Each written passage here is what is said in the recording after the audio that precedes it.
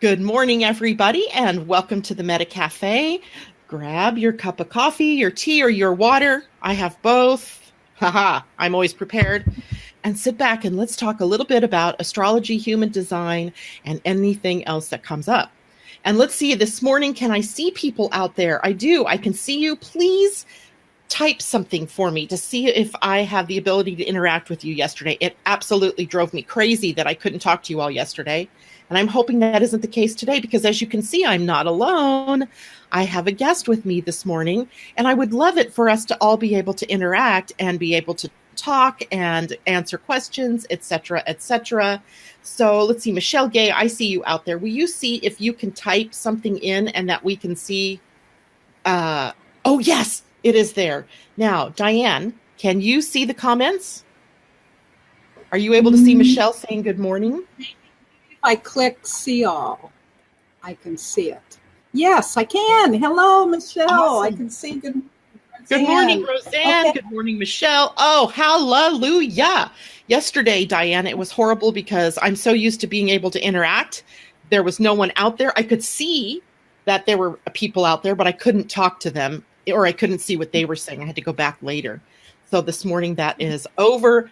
Thank the Lord. And we are on our way. So thank you all for joining me this morning. And as I started to say, you can see I'm not sitting here alone this morning. I have a guest. And we are kind of, I don't know, I'm thrilled about this. I love interviewing people who are astrologers that have different viewpoints or who've written books. And I love sharing that information, sharing that person with everyone. So today we have Dianne Lawson, who's been an astrologer since 1973. By the way, Dianne, did you always know you wanted to be an astrologer, or was that like off the cuff? Well, in the late 60s, I happened to see Zipporah Dobbins. I don't know if you know who she was. She was a very well-known astrologer, and she was coming to my town. And I knew nothing about astrology, and I wasn't very interested in it. But I heard myself say, well, I've never done that before. And whenever I hear myself, well, I've never done that before, I know I'm in trouble because I know I have to try it. So I thought it was a great opportunity. I went to see her. I was blown away with how much information she had. She knew stuff about me there was no way she could have known. And I thought, well, maybe it was because she had my name a month ahead. Maybe she did research. And I thought, well, for that kind of money, she wouldn't be able to do that much research. So I left her. I went to the public library, and I came out with a big stack of books to see how in the heck she did it. And then from then on, I was hooked.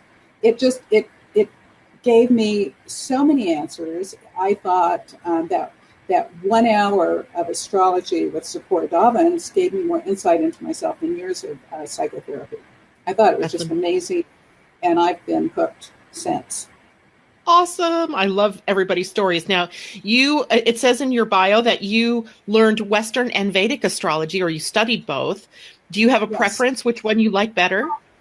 Well, I think both of them are really accurate. I think they're I like both a lot. It was interesting because my husband and I went to India, and we went to the Stone Observatory in Jaipur, India. And I don't know if people know about that, but this was something that was created about 1700, and they could tell the position of every single object in the sky, day or night, by all of these instruments. There were stone instruments and metal instruments, and they could tell time within 2 seconds. Within 2 seconds. This was, in 1700, we were running around. We weren't even a country yet. Horse and carriage. We were pretty primitive, and here they had this wonderful observatory, 1700, that could measure everything. And I really admire Vedic astrology, but I started with the Western. Yeah. And I realized at one point, for me to get as good in the Vedic as I was in the Western, I would have to spend that many more years, and then I pretty much focused on the Western, because you can't do everything. You can be interested in a lot, but you just can't do all of it. So I'm a Western astrologer. Yeah, I love Western astrology. I learned both Western, Mayan, and now human design. And I don't know. I still come back to Western astrology always, but I love human design, and it's newer. Fewer people are aware of it, so it's a big opening to be able to introduce people to it. But now, besides, I was interested in some of the other things that you've also learned: feng shui, NLP, which is neuro linguistic programming. You've done past life regressions, and now you're the author of the book Extraordinary Relationships Through Astrology. Oh my gosh. By the way, people, you would be interested to know that Dianne is a manifester. So she's one of the rarer types in human design. And everything that I'm talking about that she's done here are things that I would have expected that a manifester was doing in the world. So tell me a little bit about how you came about the feng shui, NLP, past life regressions. Are you still working on that kind of thing? Yes, Tell me more. I'm curious about everything. I want to learn everything. If you could see my house, it has more books in it than any house you've probably ever been in before. Except mine. Except for you. Okay. And well, that may be too Gemini. But anyway, I'm always learning. I do all of those things still. I think they have a lot of validity. But most of my time is spent with astrology. That's what I primarily do. Yeah. Yeah, I can understand that. So, tell us a little bit about then how you wrote this book, why you wrote this book, and we'll kind of dissect the book a little bit as we go along and talking about relationships in astrology. Okay. Well, the main reason I wrote this book is, as you know, as an astrologer, the primary reason most people come to me because they're having relationship problems. And I realized that if people would listen to astrology, it would really guide them through life to have the kind of relationships they want. And I've had so many clients through the years keep coming back saying, I should have listened to you. I should have listened to you. If only I'd listened to you. Right. And then they don't again, but they keep me in business. And so I wanted to help people. I do a wide variety of things for clients in astrology. I do. Oh, Roseanne says I'm always learning too. Well, good for you. She's my Scorpio. Oh, this world is such a wonderful place. It has so much in it, and so much to learn, and so much that can teach us.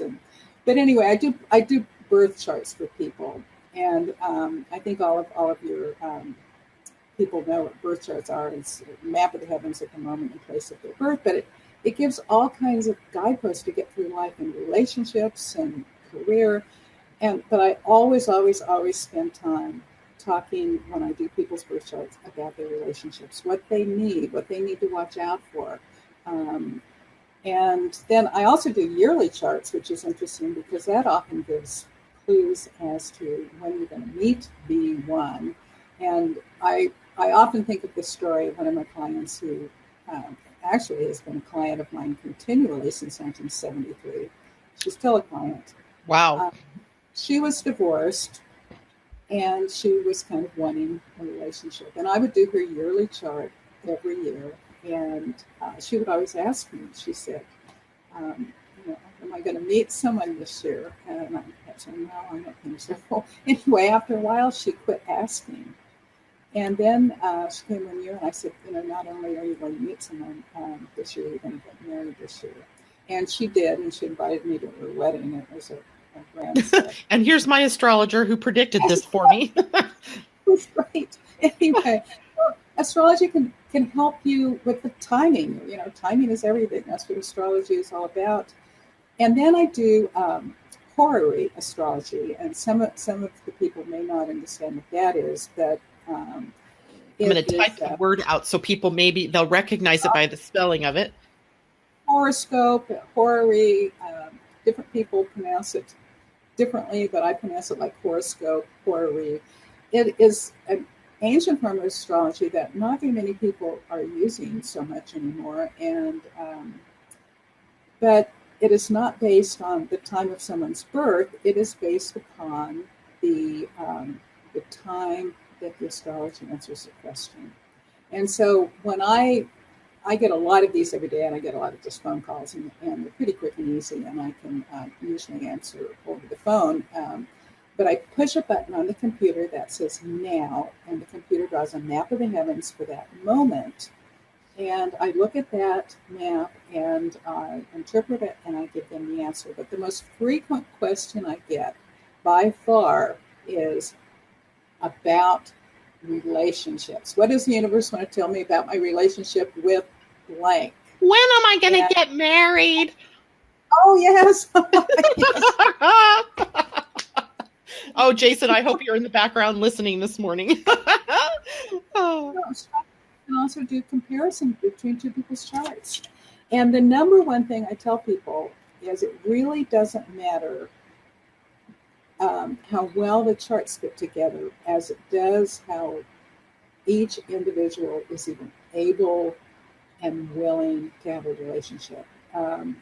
If you can have great sex, great communication, great compatibility in a lot of ways, but if the man is a psychopath and is not able to have a relationship, it doesn't matter how great the sex is or how great the communication is. Yeah. Each individual has to be able to have a good relationship. Yeah. I love that. I just wanted to help people navigate through relationships because I've seen people suffer so much. That's true. I mean, it really is a point of suffering for a lot of people out there, either because they don't have a relationship and they feel that void within them, or because they've gotten themselves into a relationship and they've been through the breakup part now and they're not sure what to do. And, they're left kind of shell-shocked over the whole experience. So I was really intrigued by one of the first chapters in your book. It says chapter 1, but there was a chapter before that about how to use the book, which hallelujah, wonderful. I think every author that is writing a book like this should have a how to use this book. But the chapter was how to find a lover or spouse. And of course, caught my attention right away because that is one of the top questions that we get. Tell me a little bit about that chapter and the information in it that would help people to find their loved one, their beloved. Okay. My book is most useful if people have their birth charts. And birth charts are really easily obtained free on the internet. I will provide them for my clients free when I do a birth chart. But anyone can just go online and ask for free birth charts. And so they can understand how to use them through my book if they don't already. My book is for people who know about astrology, but it's also for people who are willing to learn just simple basics. And I try to guide people through step by step on how to use their birth charts. But if people have the birth charts, they can go to their, they can look at the area of the chart that is called the fifth house and the seventh house. The fifth house is the area of the chart that shows love affairs and what you are wanting, what your needs are in terms of love affairs. The seventh house is the house that has to do with partnerships, marriage and partnerships. What's interesting... A little graphic here I highlighted. The fifth and the seventh house. Yeah, can you point to the fifth and point to the seventh? Here's the fifth house, and up here's the seventh house. Yes, okay, everybody's got those in their chart, and if with a copy of their chart, they can see what their needs are by the signs of the zodiac that are on the house cusp, on the dividing line between the cusp, between the houses, and also the planets and the signs in those houses. But what I wanted to say is I think it's really interesting and telling that astrology has two different areas in the chart, one for love affairs and one for marriages. And so love affair could be wonderful and fun, and then the minute you get legally married, the relationship changes from the fun and the love, the love affair part to the marriage part. And often the minute people get married, the relationship changes. It becomes more serious, sometimes more oppositional. but I think it's interesting that it becomes more real, right? The reality sets in, and the dirty pile up. Yes. And why was it I wanted to be in this relationship? And he changed. Yeah. Oh, But um, he changed. He's yeah. no longer Well, married. how long have you been married? I have been I've been married 22 years, and I'm going to tell you this story because I love it so much, and probably tell it over and over and over and over. But my husband came to me as an astrology client, and the second I saw his chart, I knew I was going to marry him. I mean, there was just no doubt in my mind. We have incredible chart connections, just little magnets between the charts. And I really try hard to be ethical, and it was a real ethical dilemma to me. Do I tell him? Do I tell this man? Would you have told him? What do you think, Janet? Would you have told him? I think I probably would have held that back Okay. at least for a while, so that, yeah, I don't know. Who knows? Because I'm so in the moment sometimes with that, I might have just blurted it out. Oh my gosh, Right. you're my soulmate. Well, I just really wrestled with that, and he still kids me to this day. He says I should give him his money back because I would have told him. But look, But you got me because of that. we've just been really happily married. I am so fortunate to have found him because I went through some bad marriages because I wasn't paying attention to astrology, and so it was just yeah. He's perfect for me. We've just been really happy for 22 years, and I think astrology helped us get together. It's a great story. I love it. So I have an equally interesting story. So I met my husband through one of my best friends when I was in high school, and we've been married now 36 years. And so we married very young, and I knew from the moment he called me on the phone to ask me for the first date, I hung up the phone and I said out loud, he called me at work. So I'm at work and I say out loud to the room, that's the man I'm going to marry. Now, I didn't say it with he listening on the other end. But as soon as I actually went out on a first date, I met his mom because we were going to a club and she was at this Elks Club, musical thing that we were going to. And she goes, oh my gosh, you're a Gemini. That's absolutely perfect. So here it is. My husband's mother is a crack astrologer. She orders me up this report and she hands it to me and she says, this is, you are the one for my son. And because his moon is in Gemini. I mean, she had all these reasons why. And here she was. To your sun. Excuse me for interrupting, but I'm so excited. How close is his moon to your sun? It's not really. He's got his moon is about 15 Gemini and my sun is 28 Gemini. So it's not that close. But everything else, if you look at our charts, we are just meant to, even our human design charts, complete each other like a puzzle. And just, it fits like hand in glove. So I always say that he's my grace, right? He is the thing that I got from doing the right thing. I don't know. I'm not even sure how to describe it, but he is just my grace. And anyway, it was just so funny that her connection to astrology was astounding to me. And I didn't make the connection to it in my own life until I hit my Uranus opposition when I turned 40. Or I was 41, I think, when it happened for me. So anyway, love stories, right? These stories are amazing. And they come up sometimes through the astrological channels. Kind of fun. One of the reasons why my husband and I were going to get married is because his moon is on my sun. Oh, yeah. Your husband and you have that sun-moon connection. And his moon is not only on my sun, but as I told you just before the show started, is I have my Mercury, my Mars, and my Sun all in Capricorn, and he has his moon and North Node in Capricorn right on top of my Capricorn planets. And so that was one little magnet of attraction between us. Yeah. But that was one of the ones that I first noticed. I don't know if you or your listeners know that Carl Jung, the famous psychoanalyst, was also an astrologer.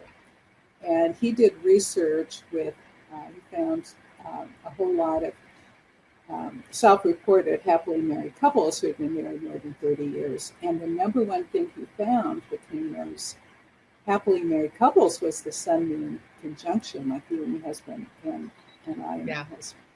And so that's It is pretty something powerful. any of the watchers know, what somebody's sun and moon are, and if they're close to your sun and moon, that can be a really strong magnet. Yeah, very much so. So I'm going to take a break here for just a second and welcome everybody who's joined us since we began this morning. We are talking to Dianne Lawson, who is the author of the book, Extraordinary Relationships Through Astrology. And that has been the topic, by the way, Dianne, all week. I've been sort of grooming everybody to find their astrology charts, look at the 5th and the 7th house, and look at the planets that might be in those, the signs that are on the cusp. So we've been sort of building to this conversation that we were going to have with you this morning. And so I know we started the conversation about that first chapter, how to find a lover or spouse, by looking at the 5th and the 7th houses, which I have my little cheat graphic here, which, by the way, this is my chart. I used my chart. Oh, too funny. So here's the 5th house here and the 7th house here. So take us into what they should be looking for then when they find the 5th and the 7th house in their charts. Okay. They should be looking at the signs of the zodiac that are on the 5th house cusp and the 7th house cusp. And for example, I will use my chart. I have Capricorn on my 7th house cusp. So I need somebody who's Wait, say that again. You have Capricorn where? On the 7th house cusp. So do I. Oh, what degree of zodiac is it is 9 degrees. No. Oh my goodness. 10. Sorry. Wrong. It is 28 degrees. Oh, okay. Well, mine is 10. So we both have Cancer rising. So people tell us stuff they don't tell anybody else. And they say, well, I don't have to anybody else. They know that we're not going to blab. We're going to honor it. We're going to be warm and caring, and we're not going to blab. This is kind of off topic, but along those lines, I've done a lot of newspaper reporting, and I used to write a lot for the local paper, especially about businessmen. And so I interviewed the top businessmen at the week, and I would go there with my pad and my piece of paper, and I would sit down, and they knew that I was there to put stuff in the paper, and they would tell me their life secrets, things they didn't. But somehow they knew I wasn't. They didn't even have to ask me; they just kind of knew. And I'm saying that about you too. I'm sure your clients feel exactly the same way about you.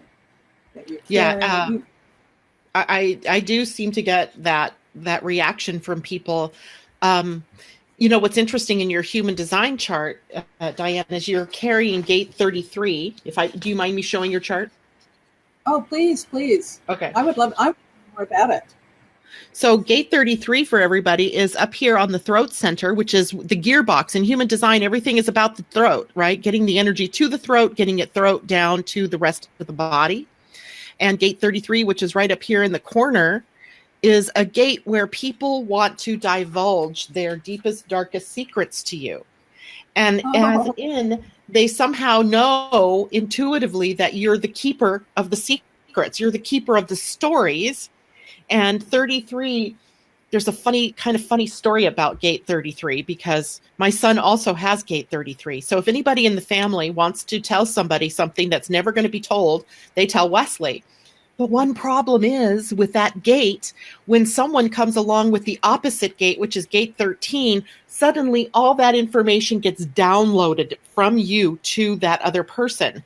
And it can be very disconcerting, because this person may be left with like, oh, I wasn't supposed to say that. Or, oh no, I'm so sorry. I shared that out of turn.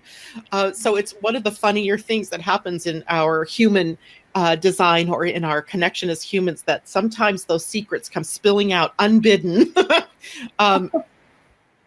Okay. Like it was meant to in the first place, probably, right? Off topic. I was talking about my Capricorn ascendant. I want somebody who's hardworking, has high status, and ethical. And I mentioned my husband not only has his moon and north node in Capricorn, he also has his ascendant. So he certainly meets that need for me. And I noticed Roseanne Edwards says that her 7th is in Leo. And people who have Leo on the 7th, they really want to be the center of attention. They want to be adored. That's my Roseanne.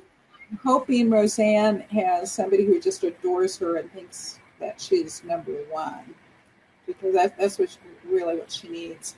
And people who have their sun in the 7th, like I do, feel the same way.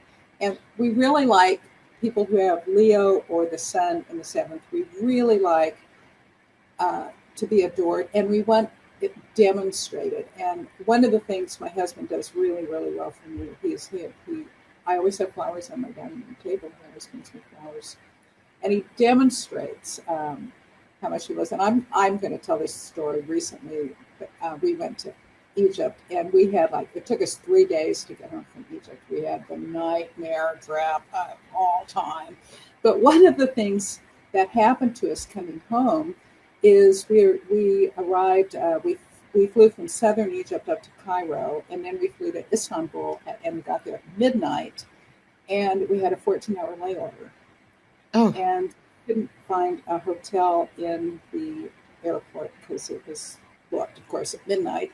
And he did not want to sleep on the airport floor. I was so tired I would have slept anywhere. But anyway, so we wandered around trying to find some place, and we paid to get into this lounge, and where people were talking and eating and drinking. And at midnight, we didn't want to talk or eat or drink, but there were chairs and couches around, and there was one couch, and he let me lie down on it to sleep while he slept in a chair. I mean, is that demonstrating? That's what I need. And Roseanne says, I really want humor and intellect in my man. So Roseanne, what else do you have in your 7th house? Do you have any planets in your 7th? Or I'd also like to know about your 5th house. What sign of the Zodiac is in your 5th house? And what planets, if any, do you have in your 5th? I could tell you if she doesn't know here, because she and I just finished up coaching for the last couple of months. And Roseanne has her South Node and the Black Moon Lilith and Pluto in her 7th house. Not all in the same sign. She has the South Node at 29 degrees of Leo, and she has her Pluto at 28 degrees of Virgo, and the Black Moon Lilith is at 7 Virgo. On her 5th house is this very last degree, it looks like, of Gemini. Oh, okay. Well, that's okay. I can't see the comments anymore because they scrolled up. Hold on. I will. So she says, thanks, ladies. She's telling you Pluto in the 7th, and boom, what happened here? Yeah, thanks, ladies. Pluto in the 7th and Black Moon Lilith. And Angie, I'm pretty sure my husband and I are complete opposites. He is a homebody, and I embrace freedom. I wish I could just pick up and travel. He loves his little house. He sounds like a Cancer. Well, I see what Roseanne said. She said, I really want humor and intellect in my man. That she has Gemini on her 5th, you said? Gemini at 29 degrees of the 5th house. Yeah, no wonder she wants intellect. She wants someone who communicates and can keep up with her intellectually. I would think with Pluto in the 7th, I'd be kind of interested to know if she's had some power struggles. She really needs to guard against someone who might want to be controlling. Because Pluto in the 7th sometimes can be pretty controlling. Not always. Yeah. Say things because I don't know about her Pluto. It could be a whole bunch of other things, but she does need to guard against that. So, yeah. Go ahead. I was going to say now, you also talk about, you have a whole chapter devoted to this, and I kind of loved this, about red flags in relationships. So there may be some people out there that are in relationships right now, and they're not going so well. Tell us a little bit about the red flags. What do we watch out for? Well, I really believe that when we start relationships, we see the red flags, but we choose not to pay any attention to them. Mm-hmm. get them out of our consciousness. We looking back, later we can always say, oh, why did I do that? I should have known. One of the red flags that I think is really important, and this is, everything is not 100% true, but these are red flags, things to watch for, is what I think you can look at somebody's past to predict the future often. And this isn't always the case, but I think it's important to pay attention how people talk about past relationships. If they talk about their past relationships as that person was crazy and that person was crazy and that person was crazy, and maybe that he's going to end up thinking you're crazy. I mean, this isn't always crazy.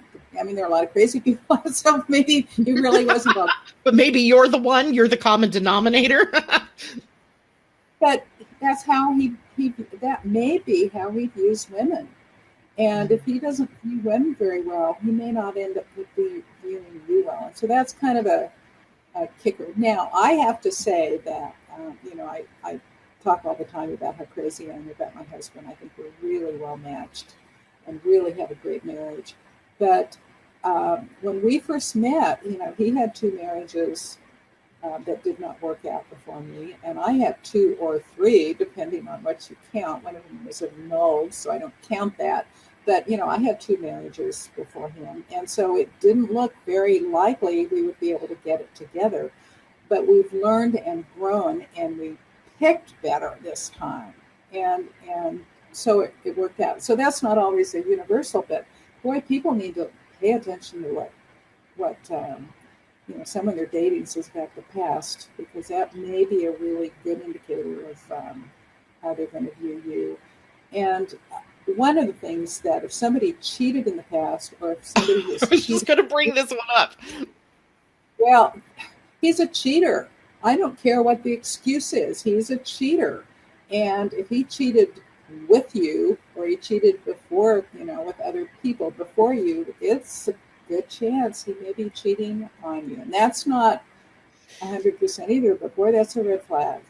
But that is a huge red flag, right? I mean, I would think you would almost be blind to go into a relationship with someone who's cheated on his wife with you. Right. I mean, because certainly, what's it going to take for him to cheat on you with the next person? I mean, to me, that would be a total deal breaker. Right. Yeah, I agree. Well, we have Capricorn on our 7th. We're kind of responsible, and sometimes. Another red flag that is not universal, but how somebody treats his mother. If somebody is doing things for his mother, loves his mother, respects his mother, that's his view of women, and that may end up how he views you. And your husband, it kind of sounds in some way, he kind of married his mother. He married somebody who was open to astrology. And you probably have other commonalities with his mother. You know that. She was a Gemini. Oh, was she? Okay. Yeah, so he kind of married his mother, and he probably feels about you as he did his mother. I mean, this isn't universal, but if somebody can't get along with his mother, or doesn't respect her, or doesn't treat her well, that can be a red flag. So those are a few. Do you have any ones that you want to bring up? Well, I mean, the cheating thing is huge. That that to me is like no brainer. But the other thing I watched for is how, and maybe this is just me with my Cancer rising, I watched how he was around animals and children, and how open he was to, when the dog comes running up to you and get your pants dirty, or, the little kid that's running around. What was he doing? And he was always so kind and so gentle, and, would get down on the floor to play with the dog, and would get down on the floor and play with the kids. And I went, that's the kind of guy that I definitely would want to settle down with and have a family with, because I could trust that he wasn't going to not decide, suddenly decide that he didn't, want to integrate with kids, or, wasn't kind and gentle with, the children. what I didn't see, and what is sometimes harder to pick out, and I don't know if I could have picked this out in his chart or not, is some of the relative abuses he experienced in his life that began to play out when our children started to grow up. And it was only because of the communication ability that he and I had that we were able to work through it. It was very difficult because on the one hand, what I saw was this very gentle, kind guy. But then all of a sudden that, you know, how Libras can be sometimes, where that suddenly that other Libra, totally out of balance, totally out of whack, comes out to play, and all the bets are off, right? Everything's changed. And luckily over the years that has, that dissipated, right? It just went, you know, it wasn't necessarily the deal breaker, but sometimes what appears on the surface might not always be what's going on under the seam. And you've got to be willing to either work through it or find out about it ahead of time. And I'm not even sure how to do that. Well, one of the things that I think, well, the one thing I think is the most important when people are starting a relationship is to see how ethical the person is. And I often tell this story too. I have been a social worker, and I was at a social worker conference. And I don't even remember why we were doing this, but there was somebody up in the front of the room with a whiteboard writing down all the qualities that these social workers thought they wanted in a relationship. And they would say things like good sex and good looking and makes money and good career. And I couldn't believe it. These were trivialities to me. And I know they're important to other people. But I yelled out, ethical. The number one thing you should look is somebody is ethical. Someone is not going to lie. Someone who's not going to cheat. Someone who's going to be ethical and honest and fair. And you can has see integrity. Absolutely, absolutely. And when we were dating, my husband and I took my daughter, who was 10 at the time, no, she was 12 at the time. She was 12 at the time, to a movie theater. And she's always been really thin and really short. And she looked a lot younger than 12. And so he gets up to the movie theater and pays for 3 tickets. And they gave him a ticket, 2 adult tickets and 1 child ticket. And he said, oh, no, she's an adult. And, you know, he paid the 2 extra bucks. Well, that's pretty trivial, but it's a great, I mean, he doesn't even get away with that. Or often when restaurants would give him too much change back, he'd say, oh, no, you didn't do this right. I owe you more. And I thought, this is really a good guy. If he treats people he doesn't know like that, he's going to be treating me well. You know, he's just ethical, clear through. And I think that's really important. And if people notice little things like that, they should have their radar going. And that kind of leads me to, I really like people who treat other people well, like waiters and other drivers. I mean, if somebody has road rage while driving, is he going to have rage towards you later? You know, there are so many clues that people give you about who they really are. And I think that's part of the thing too, is to be aware, right? This is a new person. Of course, they're going to put their best face forward, but watching for the subtle things that they're doing or saying or how they're behaving can really save you a lot of hassle in a relationship. Yeah. You know, I often marvel at women who get into relationships that become abusive and then they stay and they don't seem to be able to get themselves out of it. And no one really, you know, if you asked anybody, they're not going to say, hey, yeah, I want to stay in an abusive relationship, but they do. And that crazes me. They think they're going to change. And I think it also, and I noticed that Roseanne said, you know, who has Pluto in the 7th, that she was in an abusive relationship.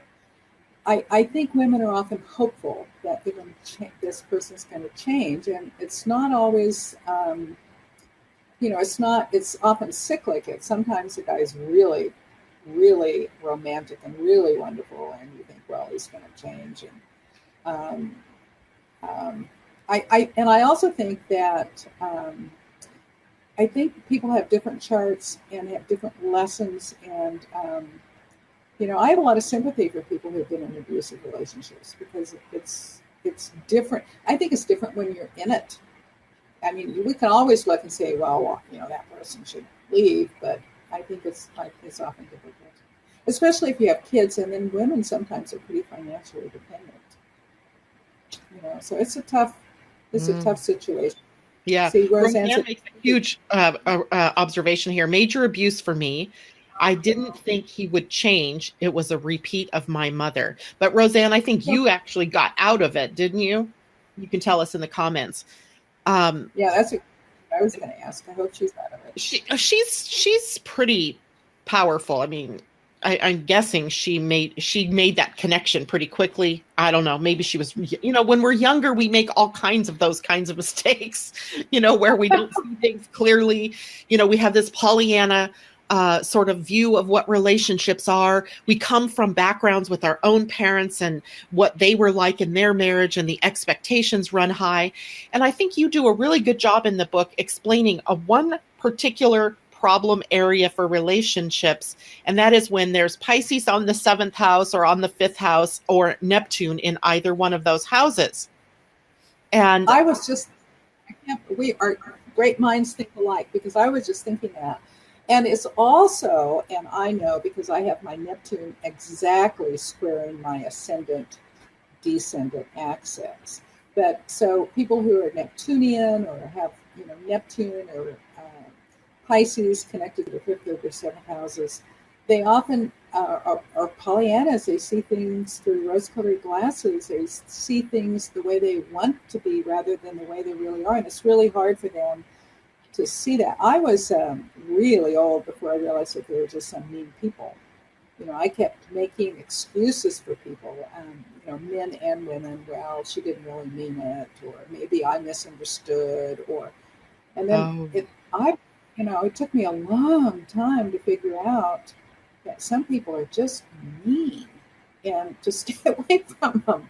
So it's easier for some people than others to see reality. And some people like me who have that, Neptune, Pisces, 5th, 7th house stuff going on, it's difficult. I understand. Yep. As soon as I see, that's almost one of the first things I'm going to look at in a relationship question is, where's Neptune? Where's Pisces? No matter where it is in the chart, because it's going to give me an idea of where this person doesn't see things clearly, where they've, sort of clouding their judgment. And there's a whole generation of people, including me, who have Neptune in Libra. And that generation was pretty confused about relationships. There was a lot of open marriage and a lot of experimentation and a lot of divorce. And I would like to know if the divorce rate was higher among those people than other people, because they, that generation really had it tough. They just didn't see things clearly. And that's a possibility, Dianne, because the generation, I'm in the Neptune and Scorpio generation. And even the generations after that, I think it became much more okay to live together and not necessarily have to get married. So maybe it did, peak at some point and then, leveled off. But I still think the divorce rate is pretty high, considering the number of people, in generations past who would stay in a relationship. You just didn't get divorced, right? I mean, if you look at the royal family, now they've got a woman who's been divorced and she's a part of the royal family. And before that was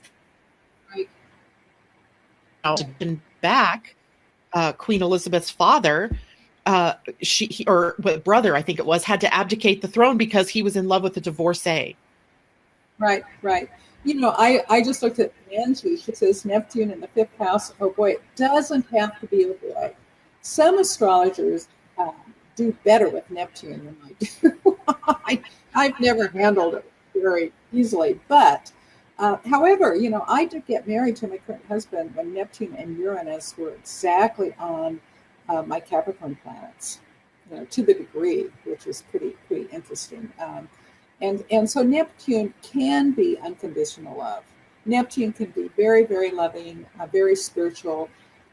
It depends on how you use it. And Angie, I would be careful that, whoever you were interested in or with wasn't a liar or a cheater, but that could be unconditional loving. Everything in a chart, I think, can be good or bad, I think is how you use it. And often the people who have the hardest charts, they have the energy to get the most done in this life. And I use this example. I don't know how you feel about Obama one way or the other, but he had a really hard chart with lots of squares and oppositions, and he had a hard life. His father abandoned him when he was 2. His father, I think, was murdered when he was 12. He grew up with a white family, even though he was half black. He was seen black as Americans. He was went to Harvard, which wasn't easy. He was president of the United States, which wasn't easy. He's had a very difficult life, but he achieved a great deal. He used that energy, and so everybody can learn from their chart. I think the charts are all about growth and learning, and it doesn't have to be bad. You don't have to worry about Neptune in the 5th. It can be wonderful. It can be romantic and fun and spiritual and compassionate, loving, creative. I mean, there are just as many beautiful words to describe Neptune and Pisces as there are the more, tragic sides of those signs. Angie, I don't remember looking at the chart. What sign is on your 5th house? Do you know? Let's see. How old are you? She probably has Neptune in, I'm thinking, Sagittarius. I can't remember how old you are. I'm so sorry. But maybe let us know, because that could make a difference to the sign that Neptune is in during that time. Let's talk about sex in a relationship, because that's the other thing that's really important. What are some points to look at? I'm thinking, this is just me, that if you are with a partner who is only about getting himself fulfilled and not you, that's also a red flag. Absolutely. Absolutely. And I have a lot of women tell me that. So I think the birth chart tells you everything you need to know about your life and all your needs. And if the 8th house and Scorpio and Pluto all have to do with sex. And so if you know what sign of the zodiac is on your 8th house cusp, what planets are there, if you have any planets in Scorpio, what your Pluto is doing, what sign it's doing, what aspects it's making to other planets and so on. You can tell a lot about your needs and the needs of your partner. I wish everybody who was thinking about getting married would take their birth chart and the birth chart of their loved one to an astrologer. I think it should be a requirement before you get married. And before you have kids. I wish everybody did that. But sex is really important, and it's really nice to know how well do your needs for sex match up with your partner's. If this person is pretty asexual or gay, or maybe, and you're closet not gay, and you expect this, loving romantic sexual relationship, and they don't want you. I mean, it can be a problem. Yes, and so I think it can be very, very helpful. And I also know that I don't see anything in astrology as black or white. I think it's how you use it, but it's helpful information to know what you need versus what your partner needs. And so I think it's nice to. The heart wants what the heart wants. And I would also posit to everybody out there, there are no good, bad things that have happened. I mean, really, all of the experiences that you've had in your relationships, even if they were errors or they didn't turn out well, are all about learning about who you are and about how you operate in the world. So I wouldn't, look at those things as successes or failures, but what did you learn, right? What did you learn about yourself? What did you learn about relationship? Right. Yeah. Absolutely. I agree with you. I really like the way you view it. I think Angie responded saying she has Neptune in Sag. Yeah, she and Roseanne both have Neptune in Sag. And I think that helps that Neptune. Yeah, she has desire for change, causes problems in relationships. Yeah. You just need excitement. somebody That's else. what Sagittarius wants. They want to feel that adventure. They want to feel that, that life in a relationship. So Rosette is probably going to be with other people who have Neptune and Sag, because it's going to be kind of her generation. And yeah, I'm hoping she's going to find somebody else who likes change as much as she does. Everybody needs change. Everybody needs stability, but we need different amounts of them. So I want to say that Roseanne is in a relationship with a Taurus. oh, And okay. Angie, I think, said that her husband was a Cancer. Oh, okay. I think so.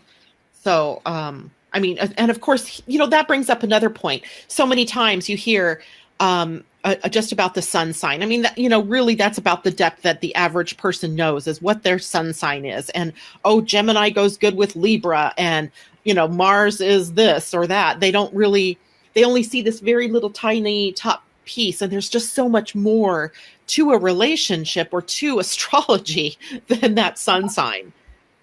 I'm so glad you brought that up. I get so many questions about, I'm a Taurus. Can I get along with a Gemini? Well, maybe. It depends on the whole charts. Absolutely. You may have a whole bunch of stuff in Gemini, just like the other Gemini does, and so it really depends on the whole chart. That's absolutely right. I agree with you. And that's the important thing to remember, everyone, is that you are so much than just that Libra sun or that Scorpio sun, that there's this layers and layers of things that really only an astrologer can look at in your chart and help to unlock all those pieces of that puzzle about who you are, who you would be in a relationship, what best would set you up for relationships. Something else and this has just been my experience, maybe, my, watching, is that often people who have their nodes in some kind of alignment are in relationship for specific reasons.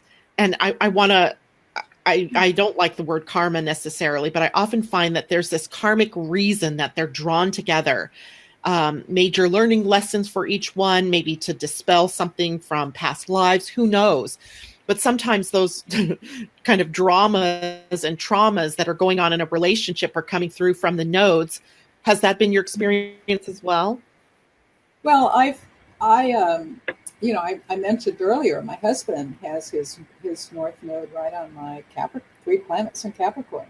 I mean, we have a really strong tie. I think it's often, and I understand why you don't like the word karmic, but I think the whole chart is karmic. But I think the nodes often really show areas of strong karmic ability. And I mentioned earlier, my husband and I were in India looking at that stone observatory. We've traveled a lot around the world, and it's the only place we've ever been that both of us individually had strong feelings that we had been there together. And it was interesting because every time we drove around India, I kept thinking it wasn't this busy before. There weren't this many people before. But I felt a sense of pride that the observatory was still there. I think it was built by a Shah who was an astronomer, astrologer, and I really feel like I had some connection with that. So I think we had been together in a past life in India. And so it is a karmic, and I think it was a pretty happy life then, and we wanted to come back and be together. Did you feel that kind of connection when you guys were in Egypt? No, we didn't. And we've been a lot of places, and we haven't felt that kind of connection. So it was kind of interesting. But he, yeah, and it was like we had a private drive and a private guide, and the guide just saw me around this place and knew that I knew more about it than he did. And he just said, I'm going to go over and sit in the shade and you come get me when you're done. And we had other places we were going to go see that I just couldn't leave. It was kind of like my place. I couldn't leave it. It was pretty wonderful. So I'm going to type in the name of the book for people. And while I'm doing that, tell us a little bit about what final words you want to leave people with. What are you running any classes right now that people can tap into?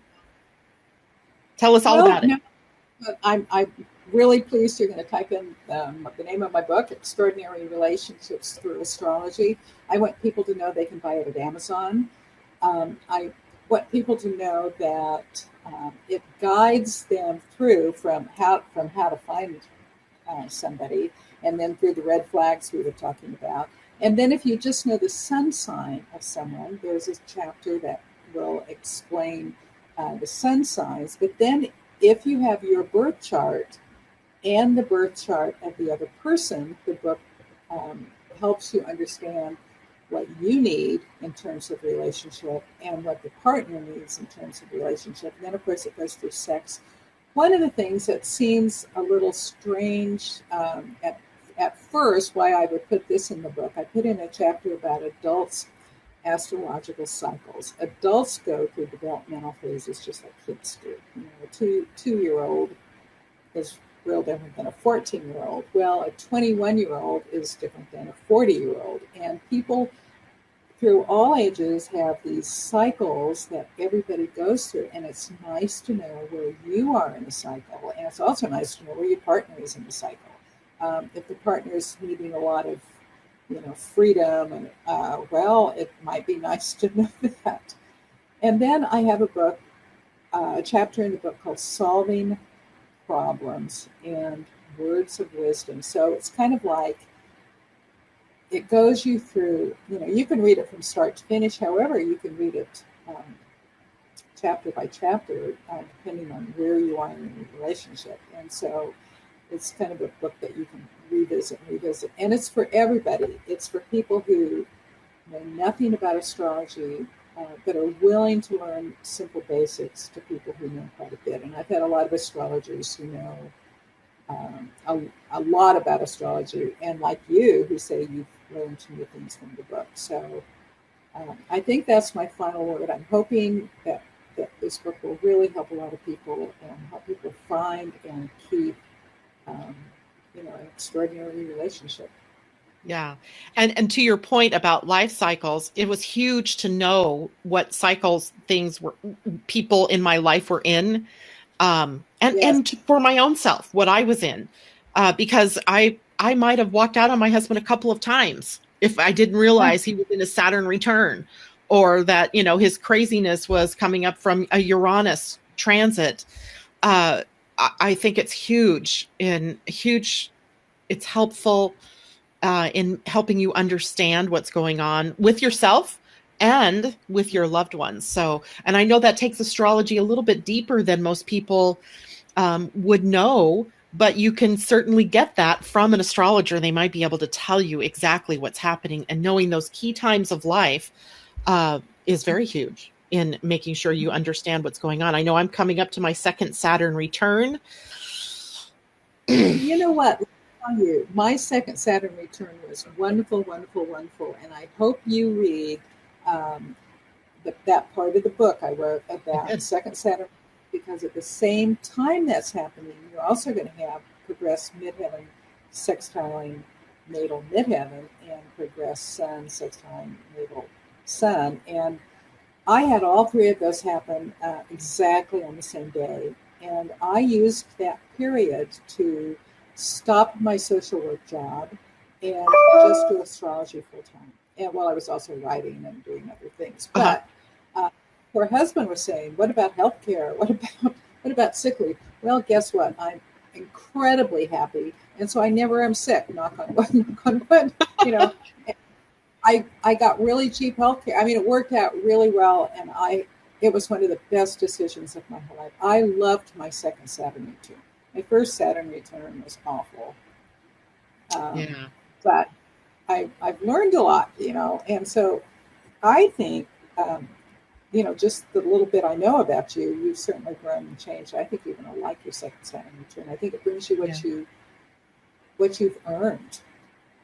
I think my first Saturn return was not very difficult. I have my natal Saturn at 28 Capricorn. And of course, that's putting it on my descendant. It puts it in an interesting relationship with the sun at 28 degrees of Gemini. And at my first Saturn return, I had the last two of my children, right? Like right straddling it, one at 29 and one at 30. And I did that too. But we were really busy.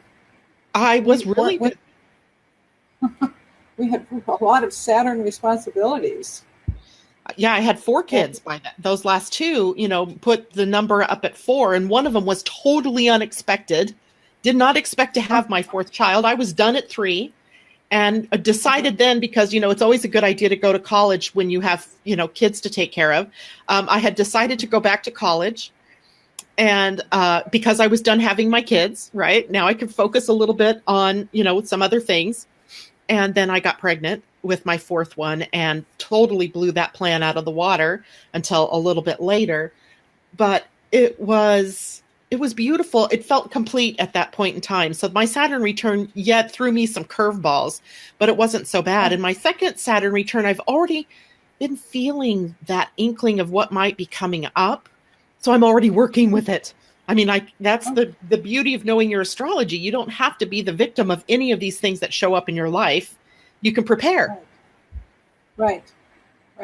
Absolutely. Yeah. Well, Dianne, it has been wonderful having you on here this morning. I loved all the information you've shared. Again, everyone, the book is Extraordinary Relationships Through Astrology. And as she said, you can get it on Amazon. And did you say the other booksellers like Barnes & Noble, etc.? Not yet. Amazon.com.